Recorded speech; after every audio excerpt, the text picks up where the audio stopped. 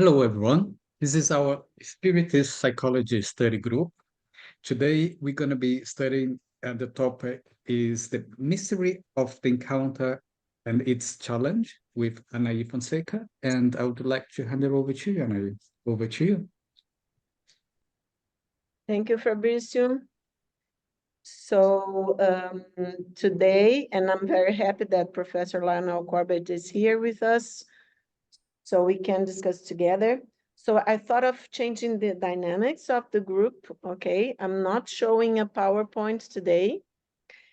And I sent to you, it's in the WhatsApp group, our group, a beautiful chapter, and the author is a Brazilian analyst that I think everybody or most of people know him, Gelson Roberto.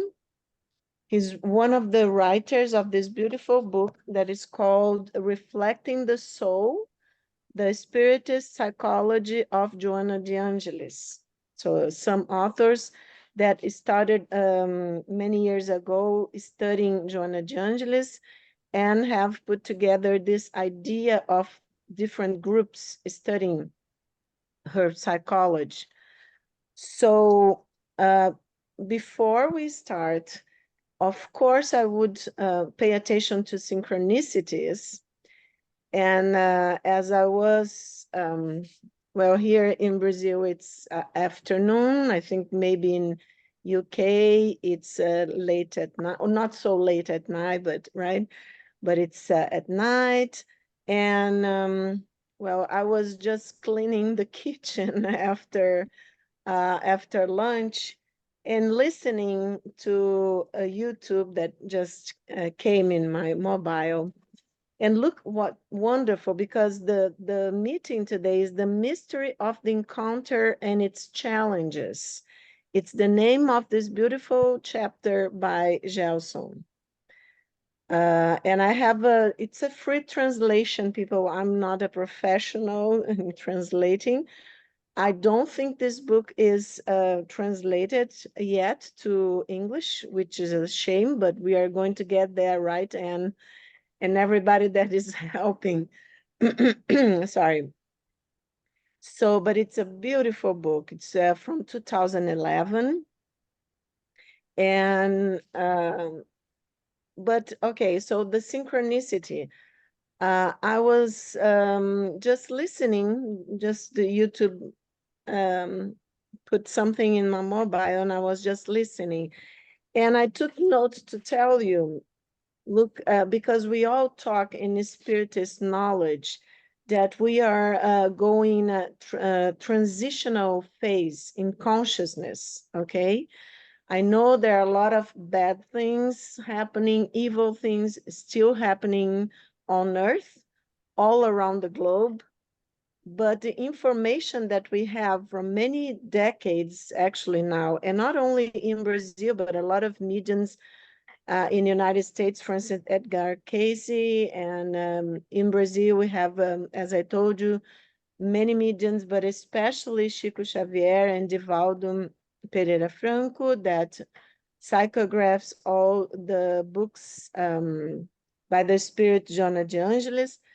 So the information that we have is that we have been going through, in this is decades, of a transitional phase on our collective consciousness, okay? And we are going through a vibrational shift, actually. It's going to take a while. It's not from one day, of course, and not even some years to the others, but this is going on. People talk all over the world about a spiritual awakening. And okay, so the synchronicity is that the person that was talking was about actually, I think she was a hypnotist or whatever. And this person was referring to her and to her wisdom. And well, what the person was saying is that we need an awakening that involves establishing a profound connection with one's higher self. Okay, and I think this would be Jung's self, capital S, as we said, and as Joanna says, calls the spirit, which serves as a direct conduit to the source of all existence. A shift in consciousness that allows us to uplift the vibrational frequency of our collective existence, transcending our limitations. This path is made through the contact with our own truth. It is a profound transformation, and it begins with the understanding of ourselves and the others, exactly what we are going to be discussing today. And the person goes on saying, the gates of the new world, the new era are open. Imagine a reality where love flows freely, where compassion is the language spoken by all beings, and the guiding principle of our existence is love and unity. I think this is so beautiful. A world devoid of conflict, fear, manipulation, and sorrow. Well, then I invite you, let's take the first step here in our meeting, and let's go to the text, to this beautiful chapter by Gelson.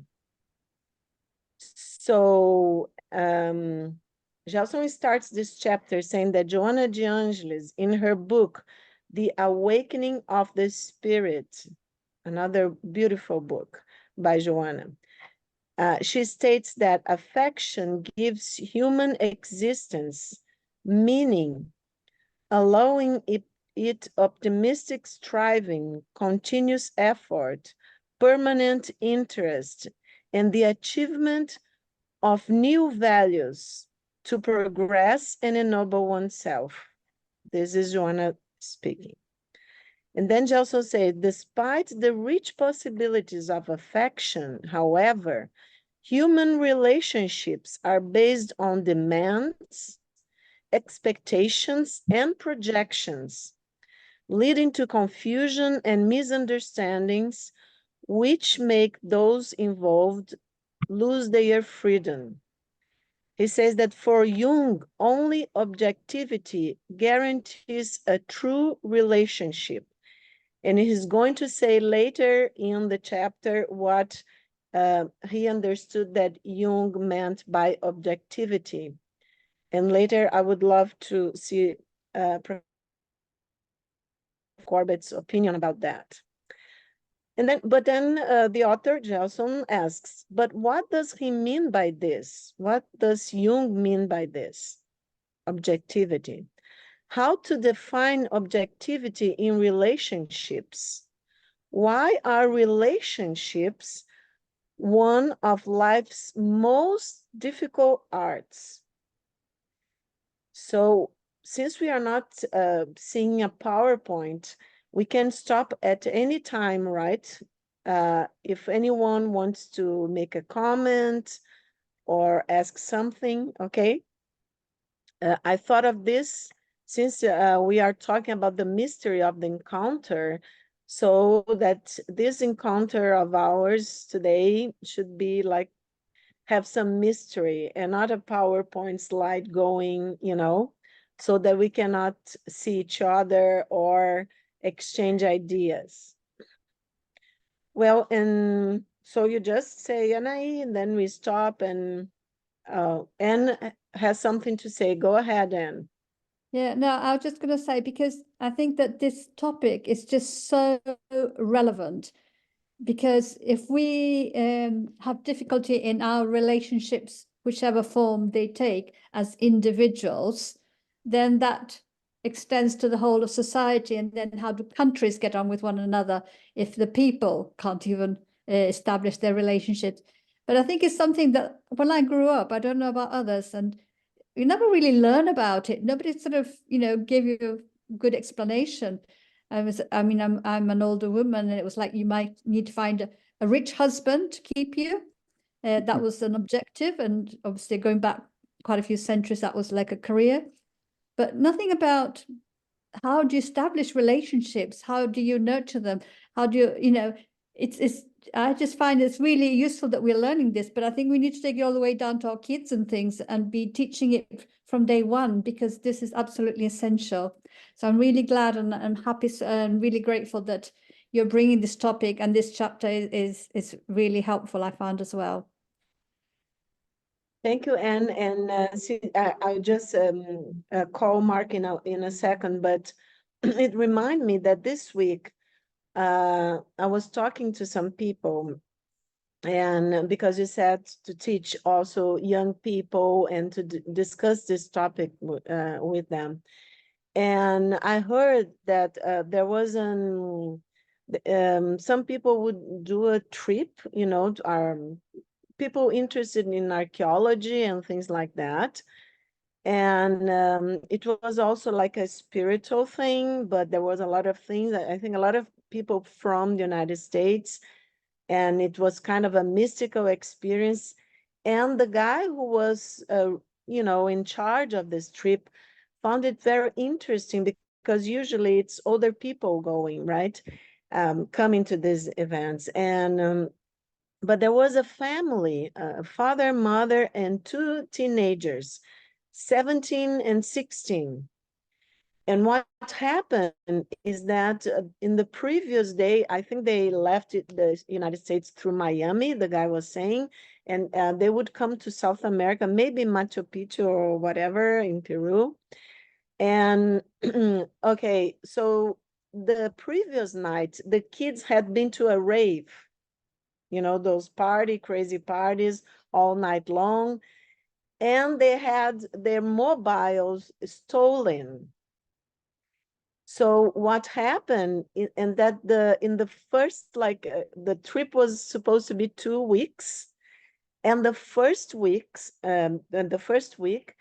the teenagers wouldn't leave their rooms in the morning. They would sleep until, midday. They would be really like feeling very, very upset, not making contact or having conversations with anyone.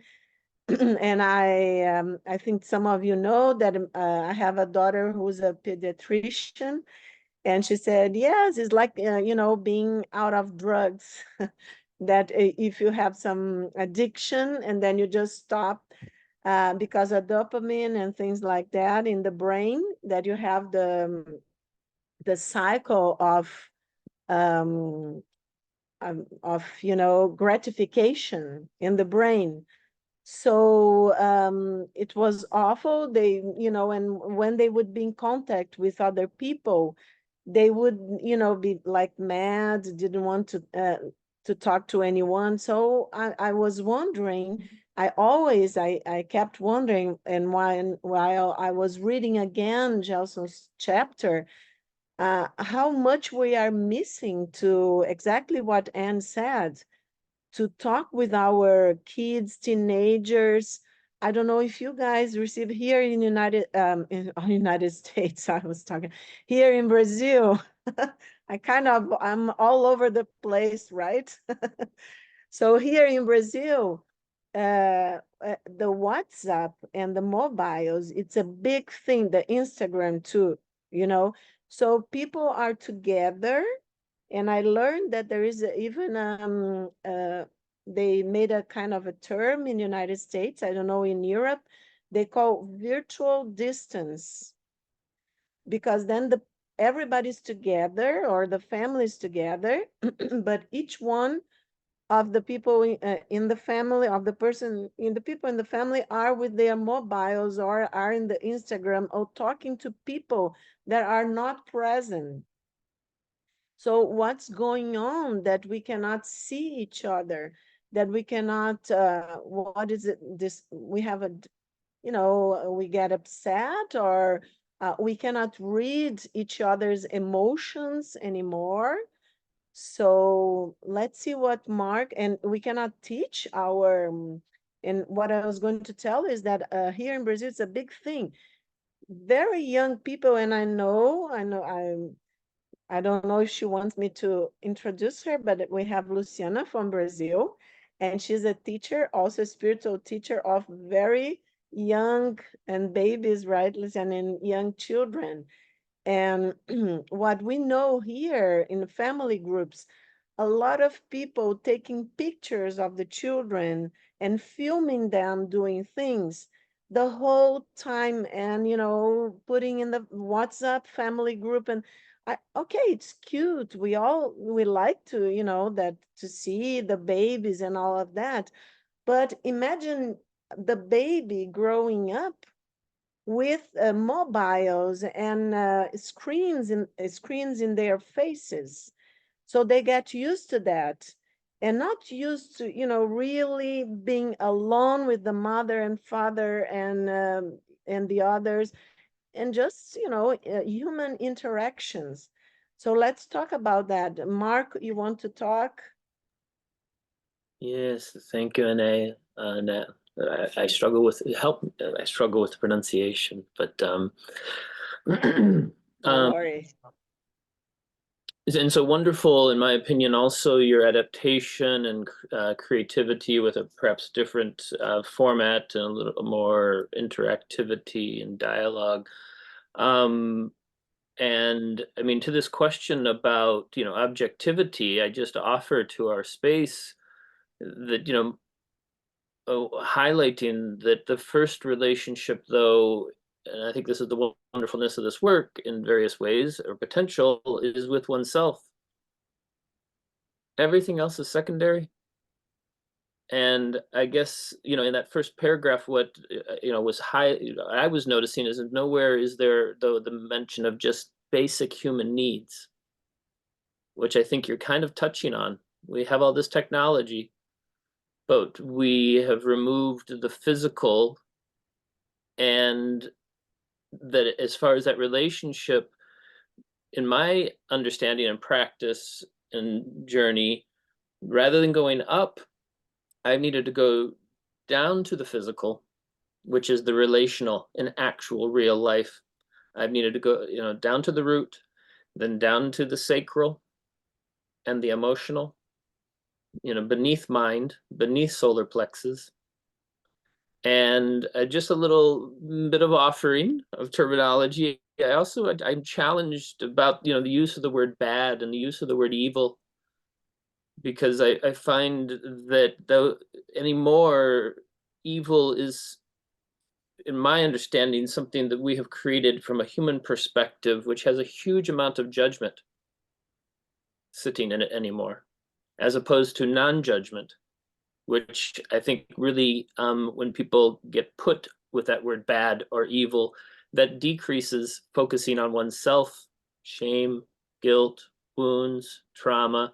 So I offer that to the space. And then I just reinforce your last point about, the example with your daughter, and let's say the generation behind us is not being present, because not being in the physical.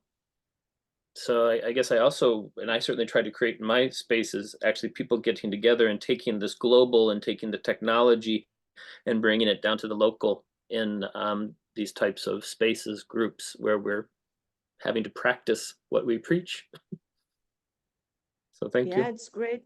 Thank you, Mark. And I was listening to you and remembering that when I was a psychiatrist resident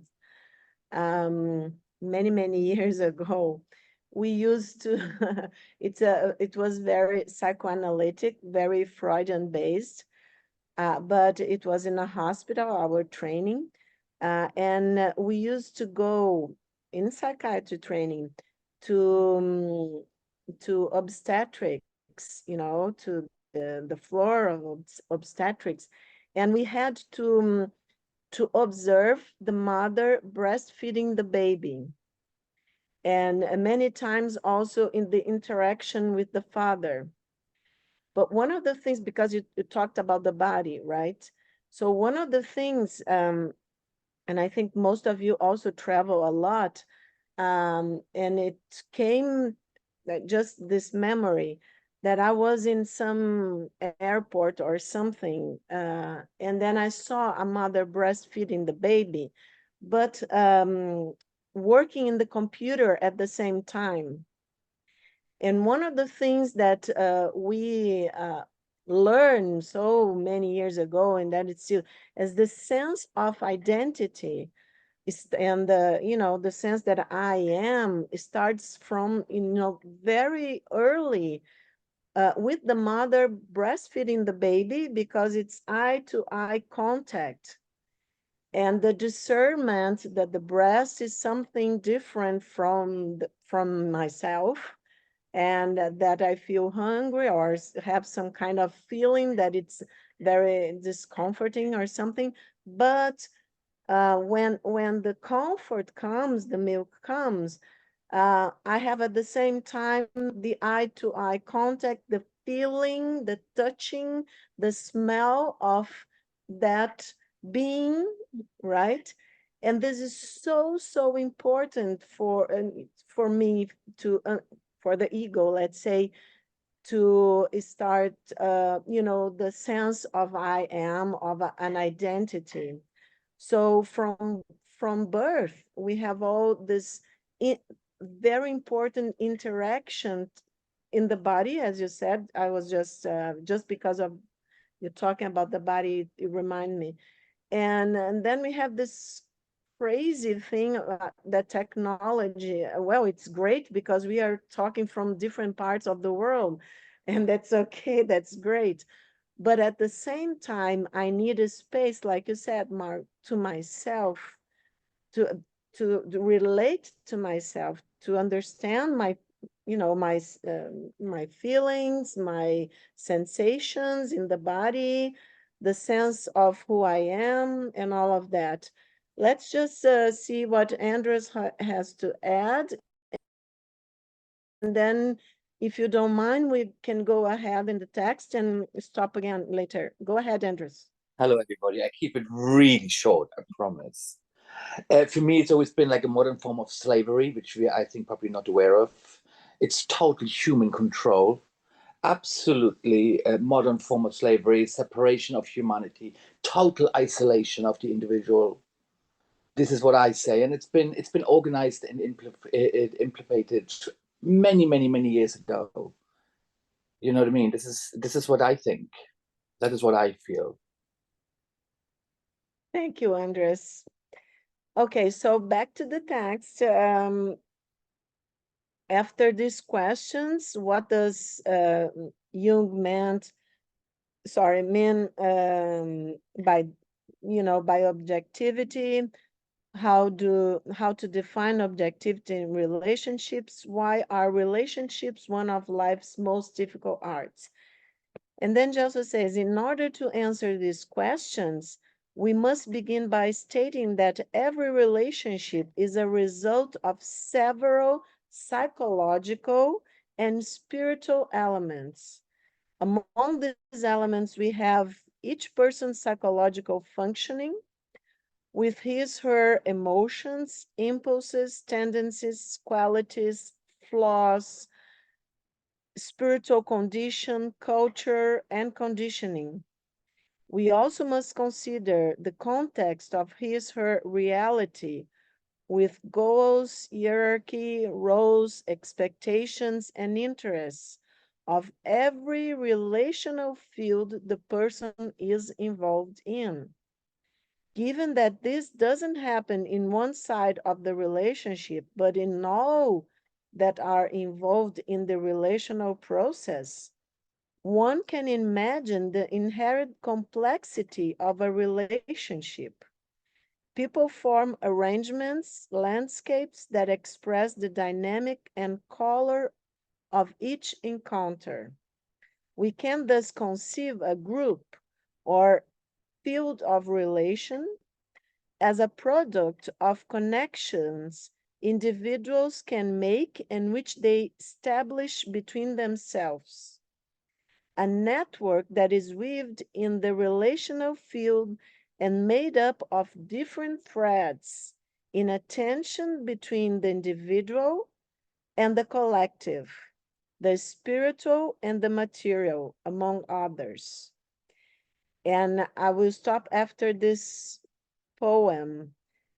He talks about a poet, Madeleine Freire, that she presents, a Brazilian poet, presents us with a beautiful poem titled, I'm Not You, You Are Not Me, which reflects the nature of relationships.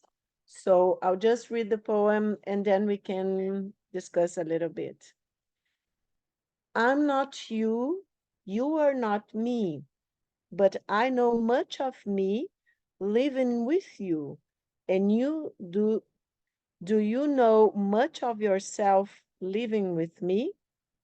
I'm not you, you are not me, but I found me and saw myself as I looked at you.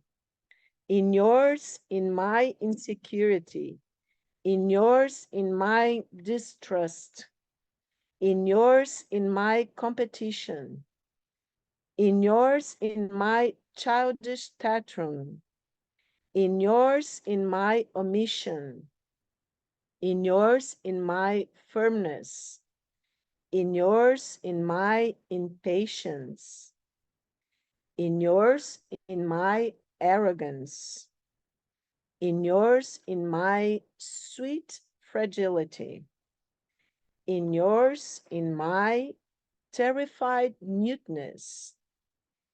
And did you find and see yourself as you looked at me? I'm not you, you are not me, but it was leaving my loneliness that I spoke to you. And did you speak to me in your solitude? Or did you run away from it and from me and you?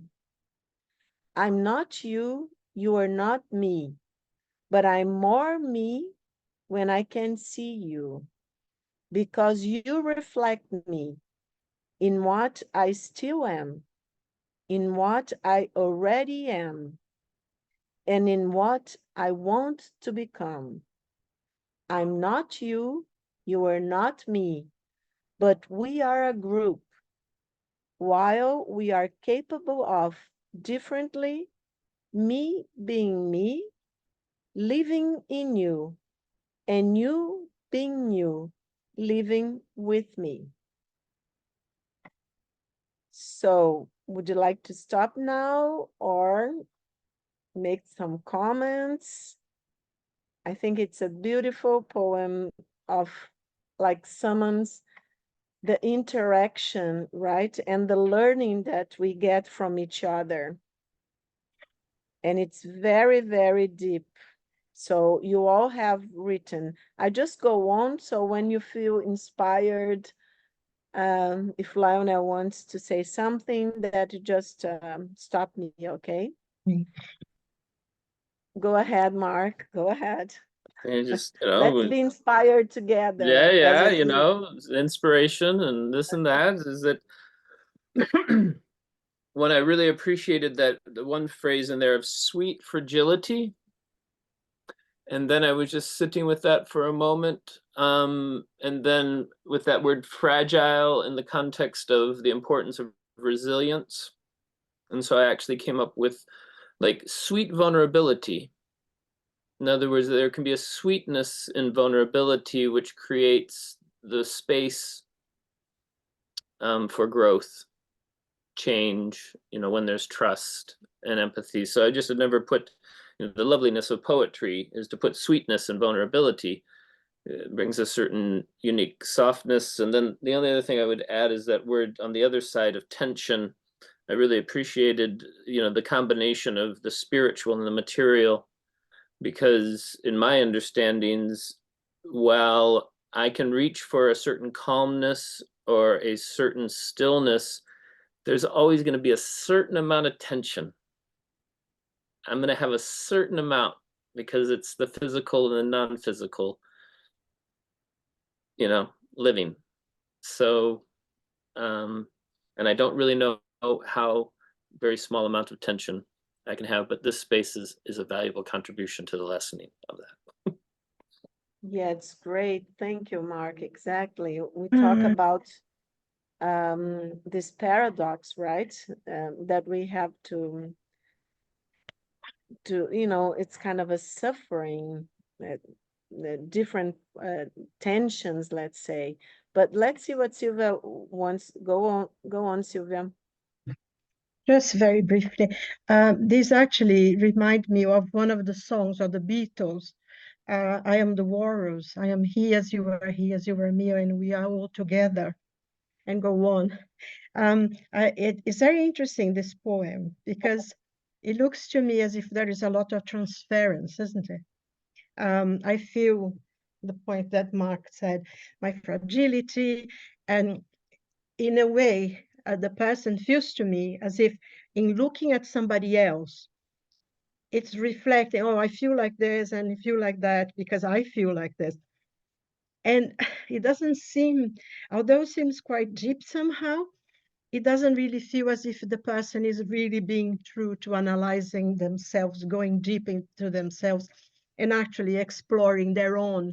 It's almost like they are exploring themselves, but in relation to what they see on other people, when they imagine what other people is like.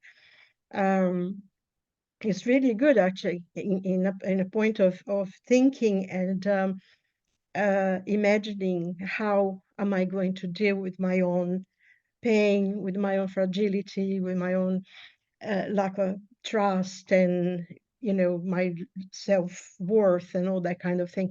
It's very interesting to awaken, actually, the things that we normally do in life. We see somebody else and we reflect, constantly reflecting, and we think it's ours, but we're sending out instead of actually going deep within. And I don't know if it makes sense what I'm saying.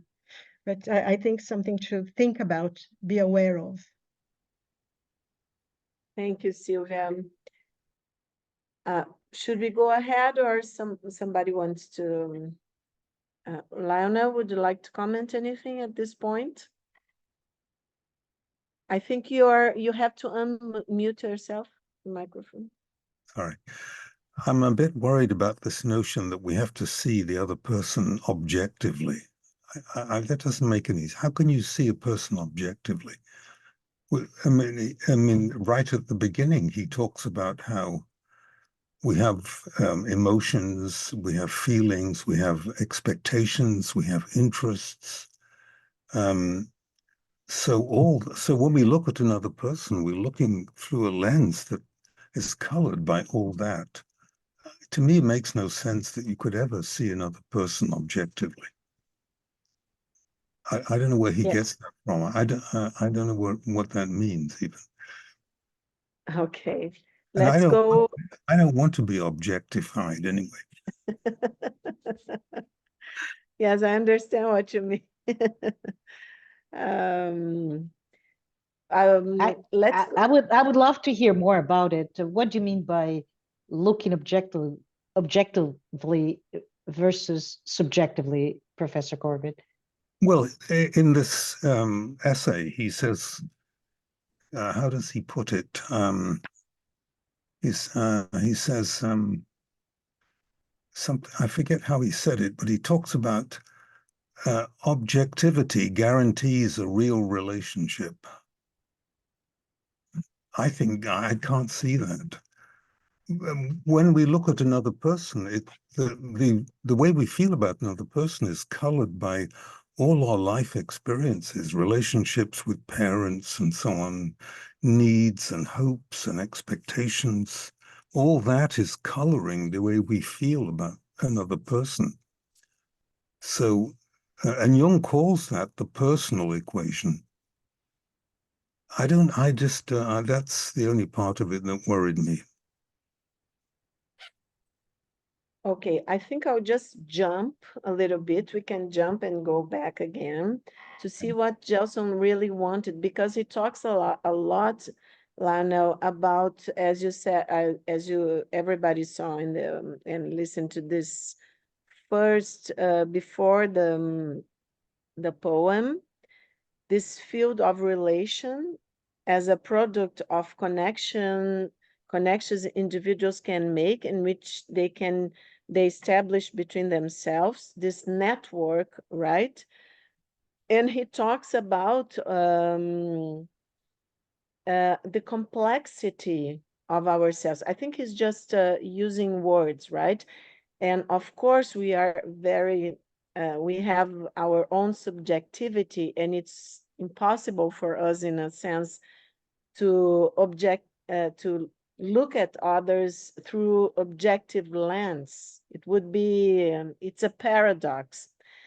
But I understand what he wanted to say later on in the chapter. I'm not sure only if Anne wants to talk first, and then I'll go back to the text. Do you want to say something first, Anne? Yeah, sorry, I was just saying it's in the first paragraph, it says that Jung says that you can only, I was just saying, what was the point of the objectivity? I just wanted to bring it, it's in the first paragraph, it says, for Jung, only objectivity guarantees a true relationship. So that Gelso is saying that that is what Jung says, and I think that further down in the text, then they'll explain what does Jung mean when he says that. I don't know if it helps, or I just messed it all up. Sorry. No, it helps, because it's exactly this. He's He wrote, making a point here. Sorry, go ahead, Lana. I was going to say that Jung wrote a paper on marriage as a psychological relationship, which you can find on on the internet, but I don't remember it in great detail, but I don't remember him saying anything about objectivity in that essay. I wonder where Gelson got this from. Okay. I'll just go further in the text, so then we can I'll just go here. Okay. Just for us to develop into a to go with him in his thoughts. Since emotional life is a condition of our reality, we are always subject to have affections which have part of their cause fed and provoked by others. Therefore, we are always subject to passions. Goes on. The challenge is precisely knowing we affect and are ourselves affected by life, and having the strength to create our own affections and not succumb to passions. These passions are determined by unconscious needs and forces, which for the most part we are unable to direct positively, generating several fantasies that are projected or displaced onto the other. In this sense, the lack of affection is a great obstacle for an objective relationship. You see, Lionel, he's saying that our inner world, in this sense, of course, makes it, it's a great obstacle for He's objective relationships. He's contradicting himself. If we have Yes. unconscious needs, how on earth can we be objective at the same time? I don't see this at all. Let's go further. We don't have to agree with him, but I think we have to see. I think he's using words, Lionel, from what I understood in the chapter, to show us this paradox, okay, in relationships. What's the paradox? I'm sorry, what's the paradox? Well, let's just take a look what he says about objectivity, okay? Yeah. Just before that, he says that Joanna states that when one lacks affection, the lack presents itself in the form of a distressing anxiety, which generates conflicts and dissatisfaction as soon as it's attended to. In this case, it produces uncertainty about remaining loved after satisfying the hunger for physical or emotional contact, which soon gives way to insecurity and distrust. Thus, love becomes dependent and not fulfilling. The person transfers to the loved one his/her needs of safety, demanding to receive back the same disorderly dose of emotion he or she discharges upon the loved one. This is a childhood externalization of emotional dissatisfaction that has been transferred to adulthood and remain unsatisfied. So here he's talking about one-to-one and citing Joanna, talking about couples, okay? Among the various fantasies produced by childishness, one in particular has been culturally fed and reinforced for centuries: marriage as a search for the lost paradise. We cast upon the other the responsibility for our happiness and conceive marriage as an obligation on his or her part to fulfill our expectations, and an image of a golden dream where the other completes us. Nobody can grant happiness to anybody else, for happiness is a matter of existential attitude. One can grant an education, love, information, support, etc., but not happiness. Joanna de Angelis states that every marital relationship or emotional commitment is an emotional investment with the risk of not resulting in the satisfaction one hopes to receive. When we place the obligation of our happiness upon the other, we are confusing two things. First, the function of marriage, and second, the idea of happiness. And he goes on in about the function of marriage, this confusion that people do, and the idea of happiness. But we can go and come back later. I just want to get to the point where he talks about objectivity. Okay. So expanding the topic beyond marital relations, in which every relationship provides opportunities for an encounter, we can find here the basis of existence. The image we currently make of reality is brought to us by the idea of a network of relationships in which all things are called upon to cooperate. We could say everything is an encounter, and it is within this series of encounters that we establish the dynamics of life. But if everything is an encounter, then it's important to know what results from this encounter. It is this result which will tell us whether the encounter was good or bad. What is a good or bad encounter? Okay, then he goes on. In an encounter, there is an intensification of the differences that affect each other. And it's through the clash of differences and the unifying force of sympathies that we grow. It is through differences that a destabilizing effect may be initiated upon us. When each being's potentials are fortified and renewed, we then say that it was a good encounter. For Joanna, a good relationship is that which results from a contact which inspires and provides well-being without fearful or repulsive content, which generate anxiety and uneasiness.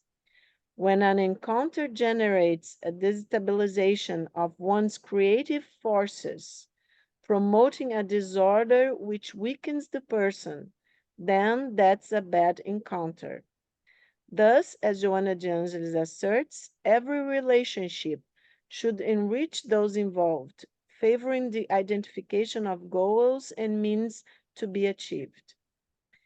We now return to Jung's idea. This is Gelson saying, according to which objectivity guarantees a real relationship.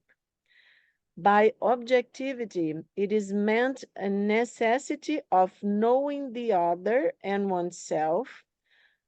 So there is a good encounter. It's in this context, knowing as much as possible. even throughout our own subjectivity, of course. So he says that we must achieve the ability to perceive ourselves and others and learn to discern by which means to do it. In answer to this search for objectivity and common goals, which is the good encounter, we can summarize the following steps. This is his idea, okay, Lionel? He gives 4 steps. First, we must know people's nature, or try to know as best as we can people's nature as well as ours, in order to improve on it. Second, we must create an ability to deduce the differences and agreements among the elements involved in the relationship. Third, we must see that each person may suffer through the contact. And 4, we must associate these elements to people's nature. So I think, Lionel, that he is proposing, and I think it's his understanding, not that he's denying that we are, of course, because in the beginning he talks about complexity, our Yeah. own complexity, our own networks, let's say, network of complexes in our, and of course the archetypes and all that are manifest in our lives. But I think he's using the language to propose that we try to be objective, okay? And in a search, like in a search for objectivity as much as we can, and to try to understand our own nature. And I think he's talking here, Lana, about being truth to oneself. You know, like when we face our shadows, and really pay attention and be objective in this sense. Okay, really discern that this is my shadow that I'm projecting onto other people or in my relationship, like really getting to know, trying to get to know our inner world. I think that's what he wanted to, at least that's why I understood. I don't know if other people want to say something, but only these 4 steps. And I think you all have his chapter in hand. We can try to discuss, because this is not saying that anyone is right or wrong. We are just debating his proposal, his idea of this mystery that is this encounter, that when we are intimate, or when we approach each other. So he's saying here 4 steps is his proposition, that we must try to know as best as we can our own nature and other people's nature, that we must create an ability to deduce the differences and agreements among the elements involved in the relationship, that we must try and see each person, that each one of the persons involved in the relationship may suffer through the contact, and that we must associate these elements to people's nature, the elements that, you know, that are involved in the relationship. Would you like to comment, Lionel, or anybody else? Well, I was just struck by the first one where he says we've got to know people's nature in order to improve on it. I can just imagine what my wife would say if I said, I want to know your nature so I can improve it for you. I mean, you know, that's not a good basis for a relationship. And then number 4, I don't know what number 4 means. What elements is he talking about? The elements, I think in the previous item, we must see what each person may suffer through the contact. Yeah. And the, you know, and we must associate these elements to people's nature. Well, but I still don't understand what the elements are that he's talking about. Oh, We yeah, can invite Gelson to say what he was. Well, we had to, someone will have to translate because he doesn't speak in English. yeah. But it's what I can understand talking to him so many times, you know, Lionel, that it's his vision of this mystery that it's when we get in contact.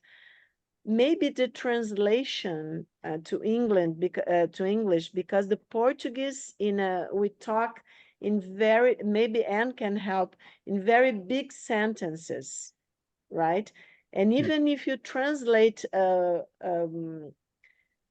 usually if you translate a word to English, it's not going to sound the same thing as we use in Portuguese. I think the translation here would have to be, yeah. But what I can tell you is that he's trying, because this is for general people, it's not for people, you know, that are specialists or things like that. So he's trying to give people like a path to understand that relationships are complex, that our own nature is very complex. We are complex beings, and that we learn and to respect this complexity.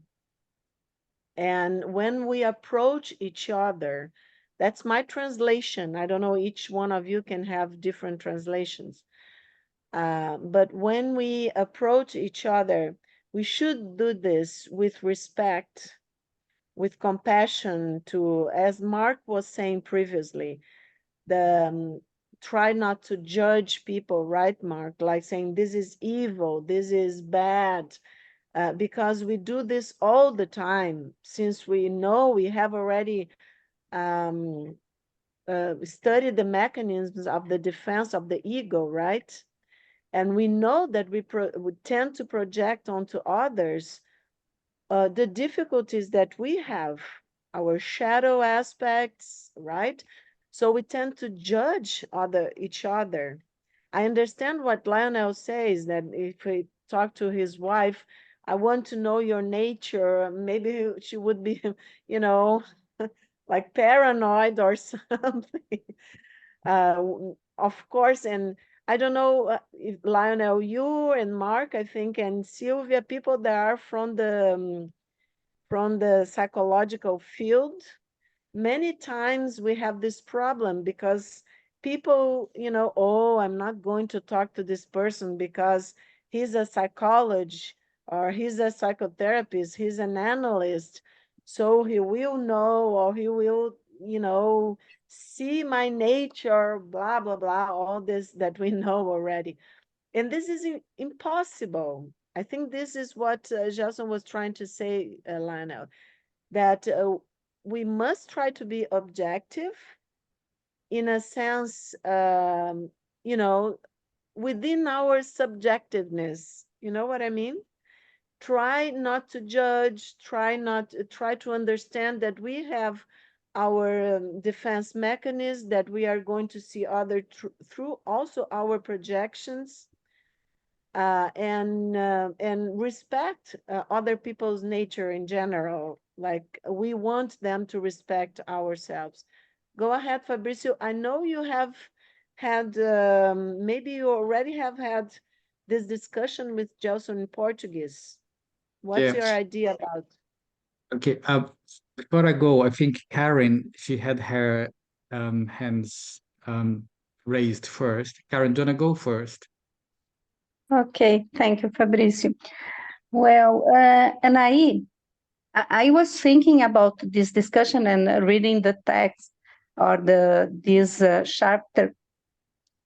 I'm not sure if I understood correctly, but I was reflecting about what Joana said for us, that the journey is so hard in terms of understand ourselves, and also to have this the objective comprehensive related to our relationship self. But my understanding is, in a moment that we are wake up for that our relationships are so complex in a way that we project ourselves, and they project also. And it is not related sometimes with our inconscience, but also about our spiritual life with other or past relationships. Sometimes we will try to observe better the way that we will receive the message from the other, understanding that yes, that maybe there can have some kind of noises that can impact, and collect it in a good way. Despite that, I react immediately. It means that in our family relationships, in a way that we need to listen more and try to understand that sometimes is not the time for us to react directly, but collect and try to talk. Try later maybe to understand what kind of energy, what kind of projections or other messages can be part of that, to turn it a good meeting, not a bad meeting in terms if we not collect. I'm not sure if I understood right, but it was my comprehension on that way. And I related to be objective. Not objective in terms of the moment, because our inconscience is constantly there, but in a way that we collect, okay, the others and sometimes our internal messages. Yes, it's important, Karen, because you brought the spiritual part, because we are also seeing through the lens of the spiritist knowledge, right? So but this is further down the chapter, but it's exactly one important part of all this complexity of our inner world is because according to Joanna, we bring to us not only the experiences of this life, but the experiences of past lives. And usually we reincarnate among people that we have issues with, and that we are supposed to, let's say, adapt to each other in a better way, in a creative way, with more, in a more loving way that we can have, or maybe that in the past we had an inability to love someone, and I thought about someone as my enemy.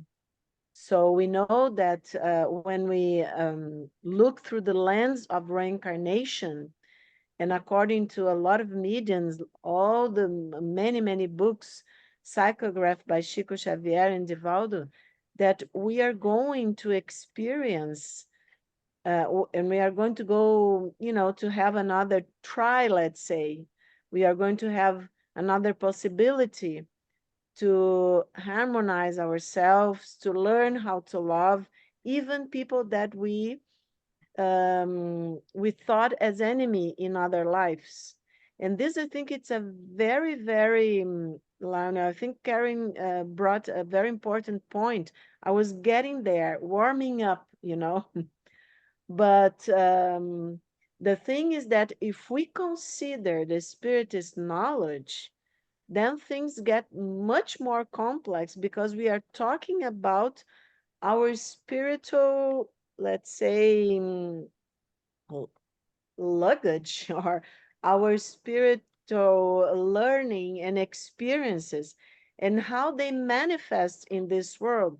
So, and I think I want to listen to Fabrizio, but I'm just going to give you one thought to think about. We are still talking about these days, with all that we know about psychology, about ourselves. Of course, it's not that much, let's say, otherwise we wouldn't have wars in the world. But we know that for many people, things like wars and corruption and things like that don't make any sense at all, right? And I want to exchange to you an experience. I was, and if I think it was recorded, and if it's recorded, Fabricio, and it's available to public, then I will put in our WhatsApp group for everybody to see. But I was very fortunate to be invited to a meeting with a psychiatrist from the World Psychiatry Association. And there were 4 psychiatrists with 4 different traditions. One representing Christianity, another Judaism, I think, another Muslim, and Hinduism. Okay, the 4 big, let's say, traditions. And it was wonderful, and it was really great how, and Lionel, they didn't know much about Jung. Okay, of course, um, my role was to put everything together, and what everybody was saying, and to talk a little bit about faith and in the different traditions.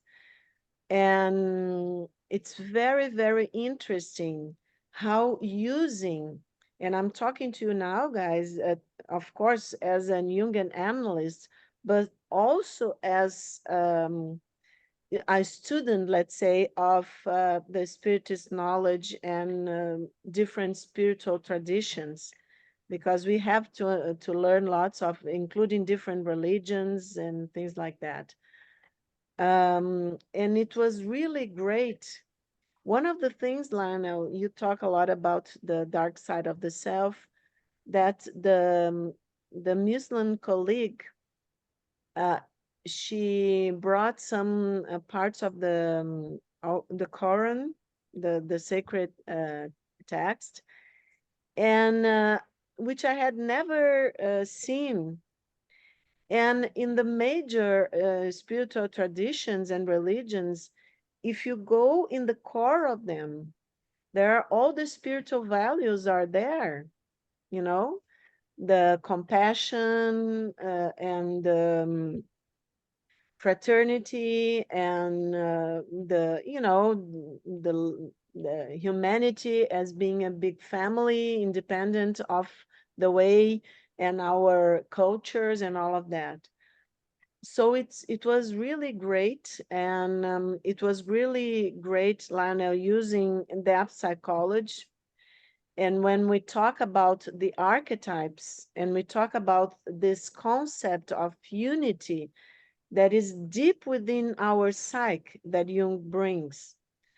So I think this is very important, because if we put together the Spiritist knowledge, and we said, okay, and I think it's very hard for different cultures. And I'm so happy that Fabricio, Marcia, Jusada, and many other people that are trying to bring in different countries, all the putting together with Gelson and I and a lot of other people, to put together all that we know of psychology and we have learned together with this concept that Spiritist knowledge brings, that we can be now, I can be this person in my ego, I have this identity, but I have, of course, if I work together objectively, since we are talking about subjective and objective way of looking to things,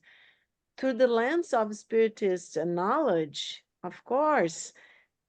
Okay, so today I'm in Brazil. Yesterday in my spiritual life, I was whatever, a Native American person, an Africa person, a Muslim, whatever. So what's the point of me fighting somebody from another culture? From this perspective, there's no point at all. Somebody that I'm feeling as an enemy today, and I'm harming in a way. Yesterday in my spiritual life could have been my son or daughter. So it doesn't make any sense. And the hurt that I'm going to be feeling as a spirit, if I see that I have hurt someone that I should have loved, only to talk about the mystery of the encounter, right? And our relationships in families. I think it would be really great, the hurt, and I wish many more books have already been translated to English. I just want to, it remind me, and I think I have to tell you this, and I hope Fabricio or Marcia or Anne or maybe Luciana can help you remember the name of the medium. That is when she talks about um, the the night in France where the Protestants were killed. Saint Bartholomew night, something Ivone like that. Pereira. Ivone Pereira, Ivone Anahy. Pereira. Thank you so Noite das much. Flores, yeah. The night of Saint Bartholomew, is that right? The name of the Saint book? Bartholomew's, yeah, with the Maria de Medici. And when I just pay now, people, I wish you could have read this book, and I wish it's going to be, I hope it's going to be translated, because it gave me such an impact. The medium, Ivone Pereira, is, it's beautiful the way she psychographed the book. I can't remember the name of the spirit, Sylvia. Can you remember? Was Victor Hugo? No, Dr. Bezerra de Menezes. The Oh, difference that he used to take her to see everything, and then she would write the book. He would wow. take her to the what happened, and then he would dictate the book, but she had already seen what happened. Yeah. Okay, so Sorry, both about this Fabrizio book. It's written by Ivone Pereira by herself. She was it's her history. She was an spirit at this time, and it was her story. It's not an spirit, it's herself. Sorry Oh, thank to you, interrupt. Anna. I couldn't remember because No I problem. got mixed up. It's a But trilogy. Yeah, it's a it's a trilogy, and one of trilogy. them Yeah, is in the three beautiful. books. It's about her story, and she was one of the personages of The this time. characters. Yes, the characters. Yeah. Yes. Let's not give people spoilers, because I hope Hollywood discover this. They have to film this kind of books. And what happened? But I just want to one image. I can't remember which was her character in the book, but one image. The guy comes to the protest. They were nobles, right, in the border of Germany and France, something like that. And the guy who was the chief of the army or something of the queen, right, gets to this castle where this noble family were praying with the servants, something like that, and because they were Protestants. And then this guy who had been friends, the chief of the army, had been friend and been raised with the kids from the family. He kills everyone, right? He kills everyone because he had been, the queen said Catherine of Medicine, right? Medicis, I don't know in English. And then he kills everyone. He had been friends of all of them. Okay, they were slaughtered because they were praying with the servants. And in the spiritual, it's a small spoiler, okay? It's a small, but it's just the impact. When the guy dies and in spirit, and it's, of course, he was very, very troubled, so he couldn't pass to another dimension. He was just feeling all this confusion and pain right after death. He goes back to the house where he murdered all of them. And what did he see? Did you remember, Sylvia, Anna, and other people who had? Just to tell everybody once, what did he see? Everybody else. Remember, Sylvia? I can't remember. I read this book so long ago. Oh, it's beautiful. He sees everybody there, the spirits, of course, because it was the spiritual dimension, praying in the same scene where he, you know, just ran and killed everybody. And then he was reminded that he was the son of the couple that he murdered in another life. Can you imagine that? And they were praying for him. They were waiting for him.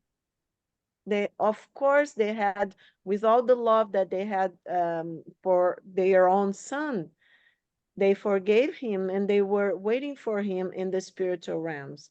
So I can just imagine all this craziness and fights and wars going on. If people could have a tiny,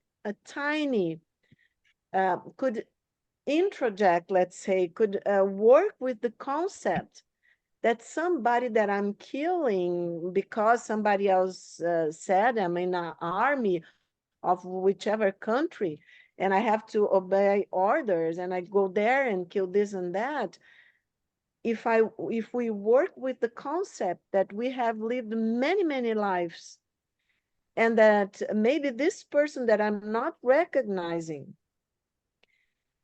is the person that was my brother, my sister, actually, really in a life, because of course there is the spiritual brotherhood of man, but in another life, that was my son, my daughter, and that I'm the one that has, ended his life, his or her precious experience in this life. But sorry about that. Fabricio, go on. We want to hear you about Gelson and try to clarify what we are talking today, the mystery of the encounter. Well, I was gonna say, unfortunately, he has not covered that yet with the Portuguese group. But what I've been thinking here, so I don't know the answer, so I will tell you when I go through the answers with him. But I've been thinking here on his four proposals and also on the question that Leonel raised regarding for the first one. I'm reading a book, is a book called, some people here might have read it. It's written by a psychologist, and he actually say, um, he described us as each one of us has got one language of love. The book is called Five Languages of Love. And he says there, in order for us to have a better relationship, first of all, we need to understand our own love language. And secondly, we have to understand our partner love language so that we can communicate each other on a language that both can understand. And he says that is a way of improving relationship. So I wonder if you can make any connection there, because the first proposal that Gels was saying is to do with identify or learn or understand each other's nature. And then part of it maybe is to do with the language or the love language of someone operate. And I wonder if there is any connection there. What do you think, Lionel?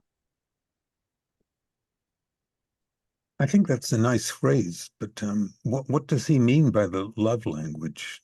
Does he mean the manner in which we love each other? Is that, or the words we use to express it? Or what does that mean, actually? Yeah, he described each language. I can't remember the five of them now. For instance, one of them, people operate better when you give them some praise. You say, "Oh, your hair looks beautiful. Oh, your clothes looks nice." That's one of the language. Another one is people like to be given presents. Like for instance, if I go out and I bring back a little souvenir, oh look, I thought of you, gave you this present.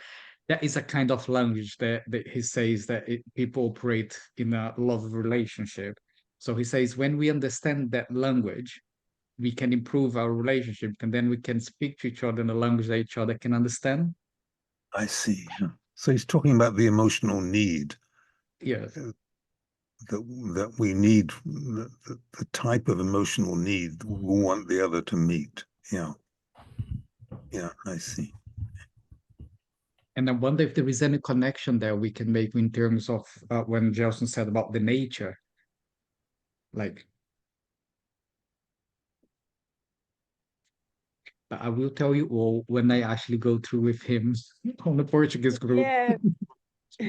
Yeah, and you can tell him because the purpose of this kind of groups, people, that we say self-discovery, is not to be, it's to be open to different ways of thinking and to make our own connections, okay, and to make our own path to learning about ourselves, as Mark was saying, that it's the most important thing, because otherwise it's kind of very difficult for us as still is in the world, right, to try to understand each other, different cultures, different ways of thinking. So go ahead, Sylvia, because and then Fabricio, I think it would be interesting when you get to this point, you can tell him that Lionel and I were in this meeting. Mhm. And this objective and subjective way of thinking that he exposed in his chapter, if he could clarify what he wanted to tell. We are I will. here exchanging ideas, Mhm. and I think it's very fruitful that we are being able to think together. But Yeah, if you can just bring his opinion.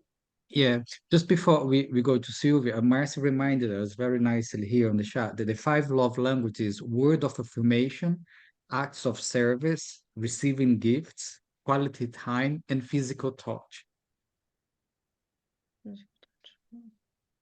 Very interesting. If you can put the name of maybe people will be interested in the book, Fabrizio, if Mhm. you can put in the chat, it would be Okay, great. I will do. Thank you. Sylvia, go ahead. It's just that there is a passage in Despertar do Espírito that Joana says, I think relate to what she says, that, you know, human beings, they need affection from other people, and this contact actually awakening them, the need to the relationship, the mutual relationship between them, and makes them to love in a mature way through the difficulties and the differences that happen between the two of them.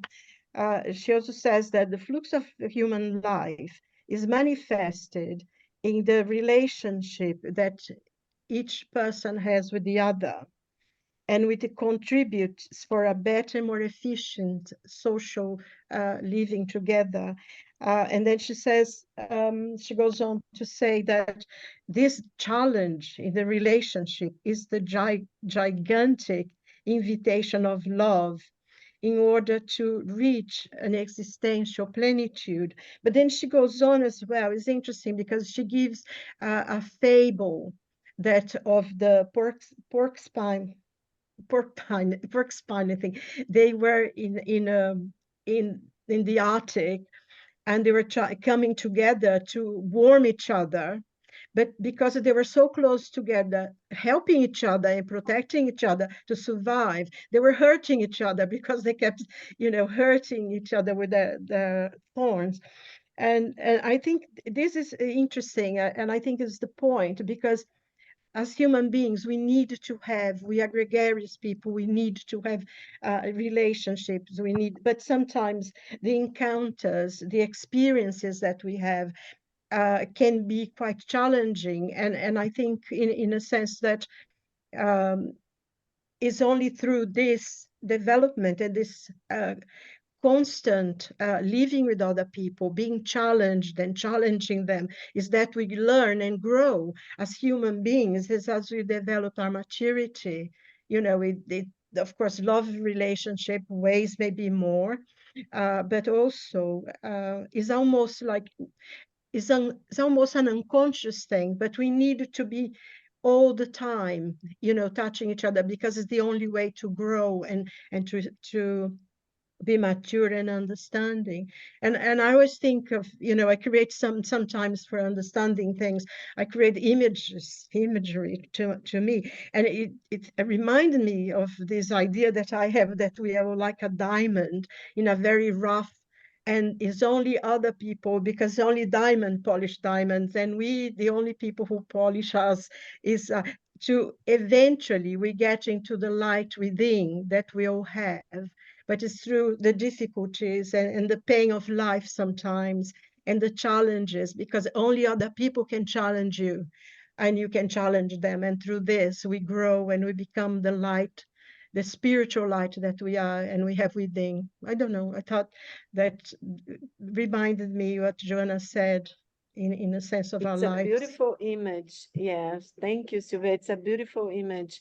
I'm here with a sentence and I think we are almost getting to the time, but a sentence that where Joanna says, and she also cites Joanna, relationships of any nature always depend on the level of consciousness of those involved.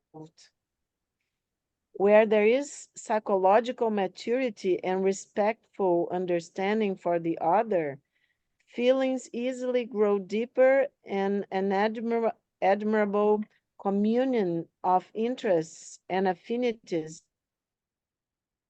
which further intensify as circumstances allow for the harmony of coexistence.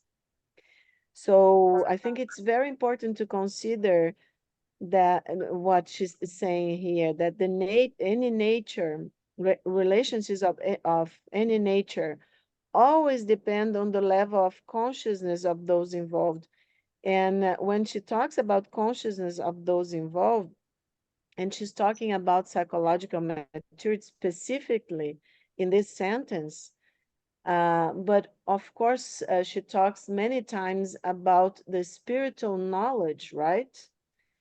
And we know that the spirit, the knowledge of the spirit, and the different experiences, maybe we won't remember the experiences, but what we have learned or not learned with the experiences come with us to this life.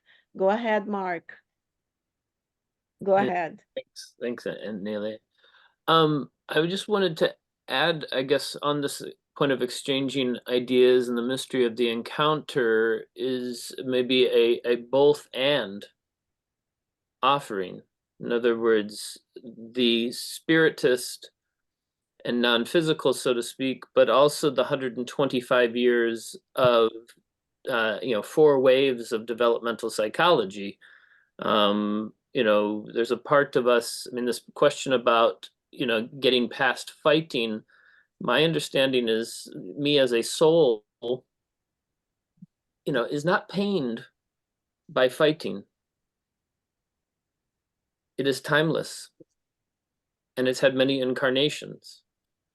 And it's not having the human or the physical experiences, but it is informing them. And so and yes, my spirit has had past incarnations, and I've interacted with other spirits in a human form, but those biggest ones, in my understanding, are, the number of times I've done it with the spirits that show up as my parents or show up as my family. And it is there where I really find that the psychological, and going back to the document, which I think, again, was just a wonderful way of going about this, is when we look at conflicts and anxiety, and childishness, which, evokes the concept of the inner child. And so then parents and very early stages, we now have the tools to be working with those very, very early experiences, as we know. And we don't expect a child to cooperate with us. The very young child, for the first 7 years, figuring things out. And so I think in a similar way, it's not possible to expect cooperation from others that are quite wounded and in their woundedness and have not done, let's say, work as it relates to the inner child. So I kind of just bring this in of a both and, the, you know, and back to this point about tension, and you know, I'm a human, but I'm also a soul, but those are two very different realities. And I can't, and just as I can't have, as a soul, I can't have the same experience that I have as a human. When I leave my body, I'm going to have a very different reality and a perspective on this. So going back to your example of meeting up in non-physical and going, oh yeah, wow, whoops, so to speak. You know, it's Well, Mark, yes, I understand what you're saying, but for instance, we have, I will just give to Denise, but we have been studying a lot of anomalous experiences in psychiatry and in psychology. And I myself, I told you guys that I am in a national research analyzing anomalous experiences, that it's mediumship, paranormal experiences, and synchronicities through the lens of Jung's complex psychology. Okay, and what we are seeing, Mark, is that this duality, this division, it's like there is a pull, you know, or something, an impulse for an awakening, a collective awakening, because we have been evolving, as you say, psychology, developmental psychology. So we have been evolving in a sense, really, as you said, seeing ourselves, our egos, like kind of separate force from something that it's precious within us. Even materialist people, you know, the Plato's conception of the soul. So we have this conception that is something that is precious within myself. But it's like time is running, you know, faster these days. There is a pull for an awakening, in a sense that we must manifest, we must help let's say our egos through this self-discovery, through this expansion of consciousness. Joanna talks about cosmic consciousness. Okay, so of course we are not like Buddha or Siddhartha Gautama. We are not going to probably enlighten ourselves in one life, but going further and believing that we can integrate, you know, Mark, because if we believe that things are apart, you know, we have been talking about this last year, and I really appreciate if people who are listening can go back in Fabrizio's Burnmouth, right, YouTube channel and see other meetings from last year, because we have talked about the ego self, you know, axis, and the need for the ego to mature, to be mature enough to pay attention, not from something that comes from outside information. It's within us. It's in the self, capital S, our imago Dei, right? Our higher self.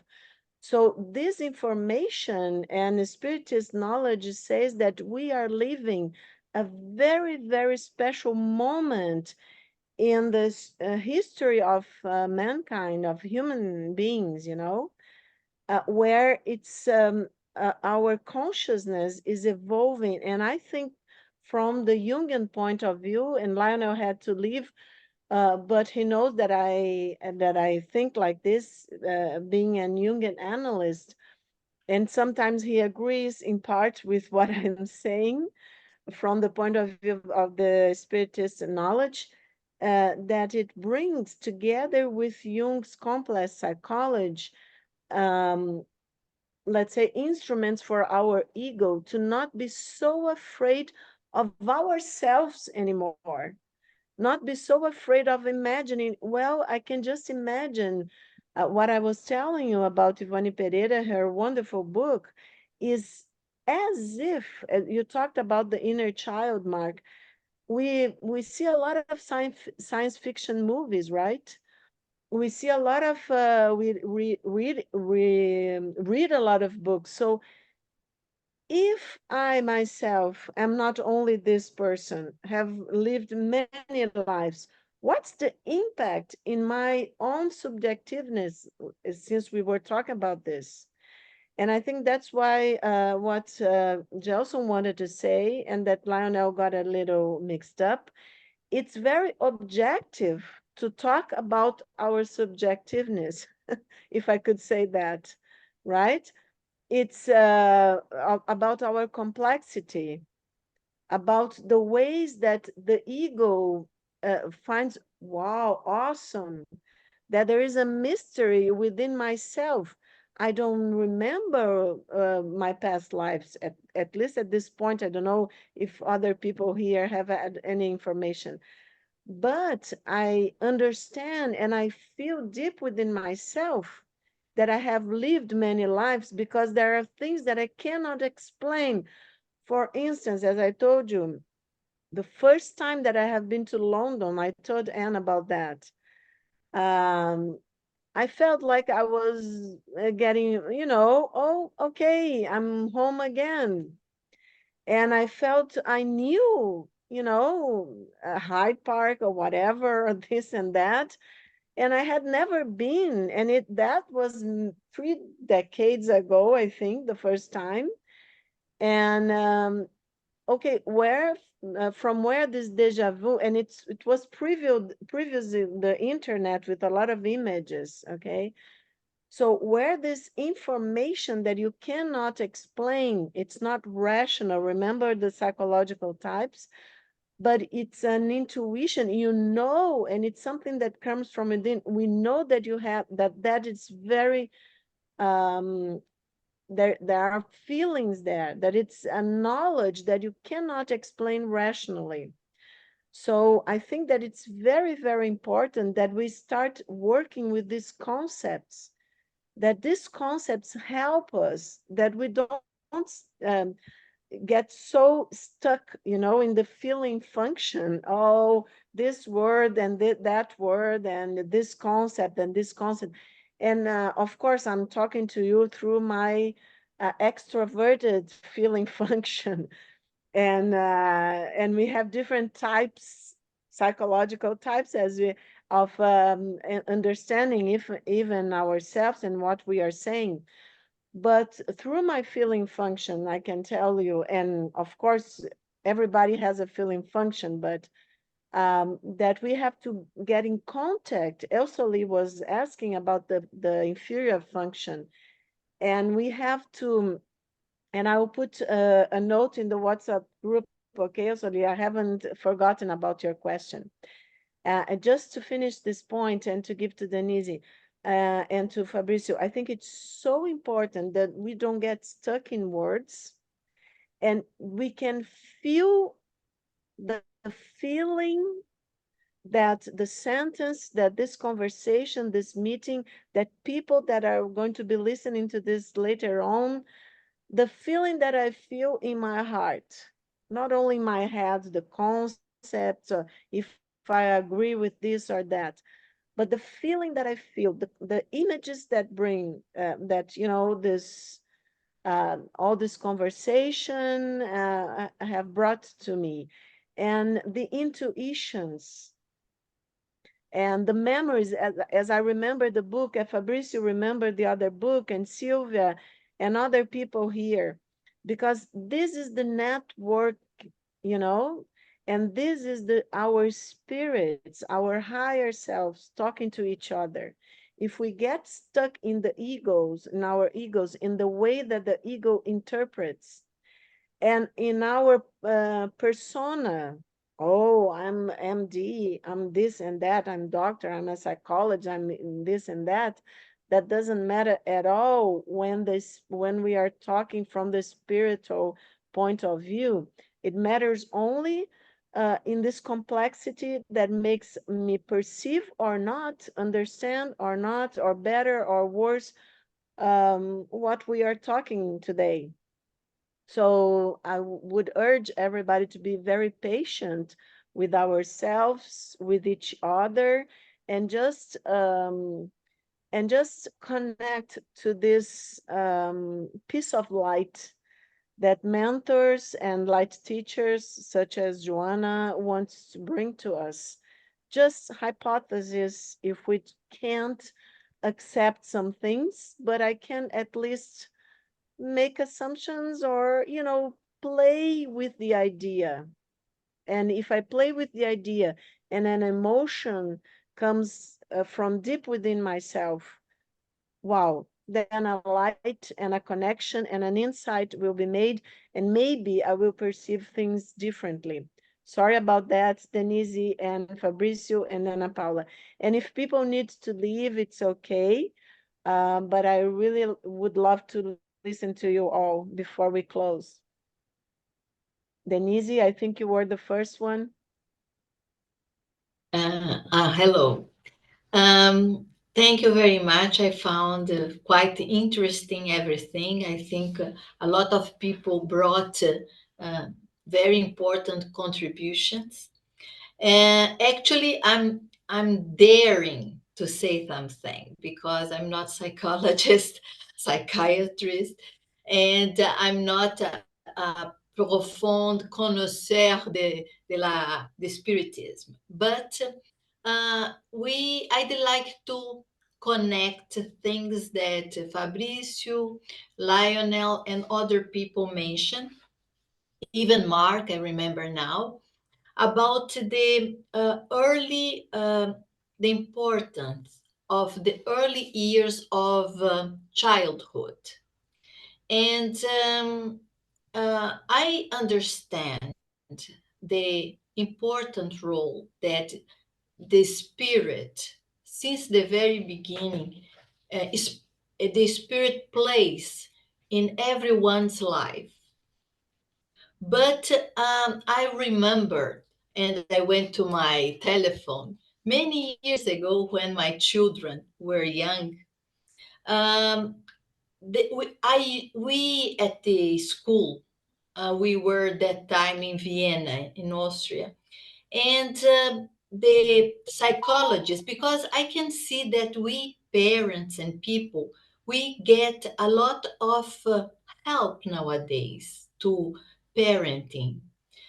Well, this is my understanding. Of course, there are still a lot of problems in education, but we have tools. There are people that study and help us. And I remember and like to share one of the tools that the psychologist, his name is De Bono. I think most of you know him. He talks about the 6 hats. It's about how connecting to personality, how to talk to kids. And so, for instance, just to mention quickly, the white hat. So what he wants to say that when we want to create a bond, a connection, we have to understand what the other one wants to express. Mostly a kid that there is not completely fully developed his or her consciousness. So we have to understand what's going on. So the white hat would be a talk about someone that has a personality that likes to talk about information, data, needs. The black hat is about difficulties, potential of problems, or why something may not work. There are people that they go straight to the point that they can see things that they will not work, but they doesn't need to say to understand they are pessimists. The blue hat, for instance, would I would say, manage process, next steps, action plans. Someone that has this kind of personality. Yellow hat, values, benefits, why something may work. Maybe the positive people or optimist. The green hat, creativity, solutions, alternative ways to do things. So very creative people, ideas. The the red hat, feelings. So just to mix up, maybe to bring more complication for our discussion of today, but this helped me a lot. And I think that thinking about kids, that's the first you mentioned about breastfeeding, things like that. So just a way to take in mind, pay attention that spirit plays an important thing, of course, but until this maturity, there is a gap that we can, let's say, fulfill with some tools. I don't know if I could make me Thank understand. you. Thank you so much, Denise. And Marcia has put the book in the chat if people want to just go there and check. We are past the time to finish. Fabricio and Ana Paula. Fabricio, I'm with you guys if you want to. Mine is just a quick one. I just spoke to Gelson, and he would have loved to join us, but he's not at home. He said, I would have joined if I was at home. But what he say, he's more than happy to take any questions related to the lesson today. And he's more than happy to answer us. So I will say that to Leonel, and I will say to everyone here, if you want to write it up, your question, I'm more than happy to take that up to Anahy and Gels, and then we can bring back to the group. And Thank you, Fabricio. I was just going to say that Anahy was right, and the spirit is Charles, who sort of dictated the books to Ivone Pereira, even though she was part of the story and everything, and she remembering, she saw all the scenes, and then she found out that she was there, things like that. But so the spirit is Charles. Okay. And Thank you I so think much. that the psychological types of Jung and all the notions that we are learning can help us to understand more about the nature of people. And okay, it's fine. Thank you very much. Thank you. Thank you all. So see you next month. And thanks for a very great discussion.